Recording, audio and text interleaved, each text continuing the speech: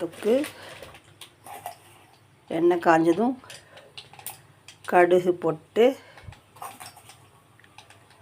கடுகு நல்லா பொரிஞ்சிட்டோம்.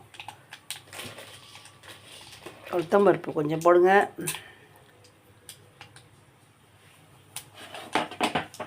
நல்லா வெடிச்சிட்டு பூண்டு ஒரு 10 பல்லு போடுங்க.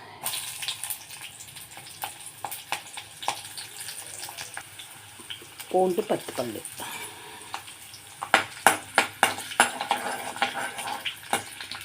நல்லா சிவக்க கொஞ்சம் சிவப்பாகணும்.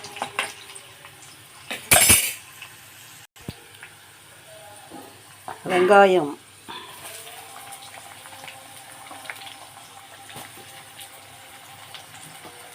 ஒரு 4 வெங்காயம்.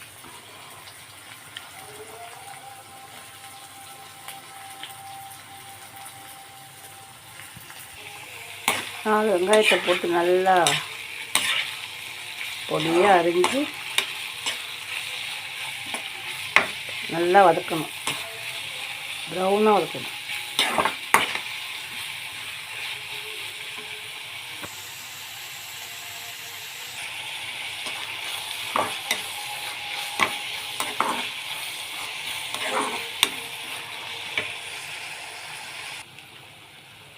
உப்பு கொஞ்சம் போட்டு நல்லா வதக்குங்க. ஏன்னா இப்போ உப்பு போட்டிங்கன்னா சீக்கிரமாக வெங்காயம் வதங்கிடும்.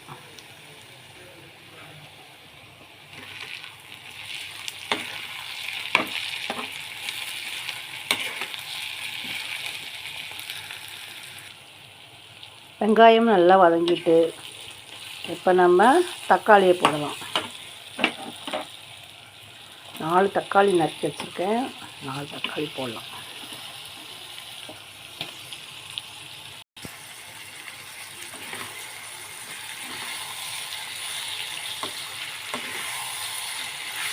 தக்காளி நல்லா வதங்கணும்.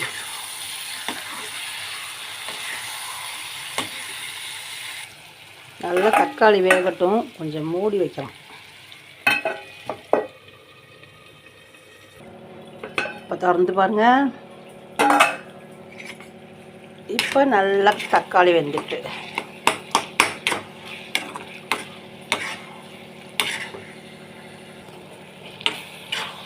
இப்போ தக்காளி வெங்காயம் நல்லா வதங்கி ரெண்டும் ஒன்றா சேர்ந்து அழகாக வருது. வெந்துட்டு ரெண்டுமே நல்லா வெந்துட்டு இப்போ நம்ம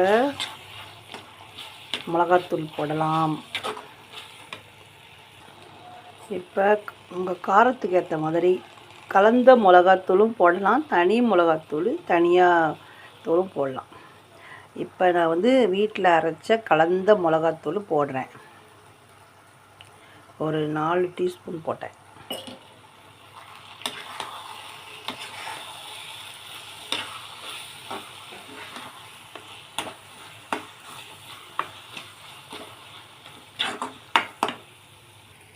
மஞ்சத்தூள் ஒரு சிட்டிகை போடலாம். பெருங்காயப்பொடி கொஞ்சம் ஒரு சிட்டிகை வாசனைக்கு. பெருங்காயப்பொடி வாசனைக்கு கொஞ்சம் போடலாம். ஒரு சிட்டிகை போட்டால் போதும். நல்லா டேஸ்ட்டும் இருக்கும். ரொம்ப வாட்டர் தேவையான அளவு தண்ணி.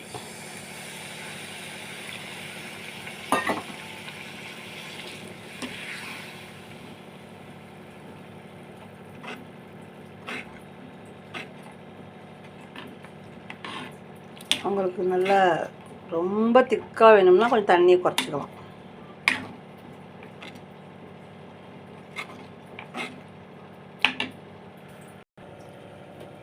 உப்பு கொஞ்சம் தண்ணி ஊற்றினோன்னா கொஞ்சம் கம்மியாயிட்டு உங்களுக்கு தேவைக்கேற்ப போட்டுக்கலாம். நல்லா மூடி வச்சு கொதிக்க வச்சுருங்க. அடுப்பை சிம்மில் வச்சுக்கோங்க. இப்போ திறந்து பார்க்கலாம். சூப்பர், சுவையான தக்காளி தொக்கு தயார்.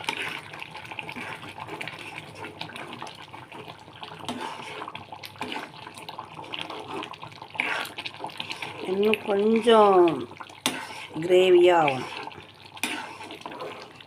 கொஞ்சம் இருந்தால் போதும்.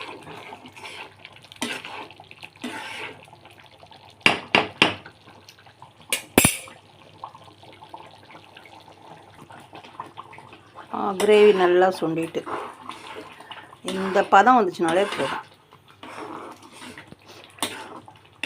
சாப்பிட்றதுக்கு டேஸ்ட்டாக இருக்கும். இப்போ நம்ம கொத்தமல்லியை ஆட் பண்ணிக்கலாம். இப்போ இறக்கிடலாம்.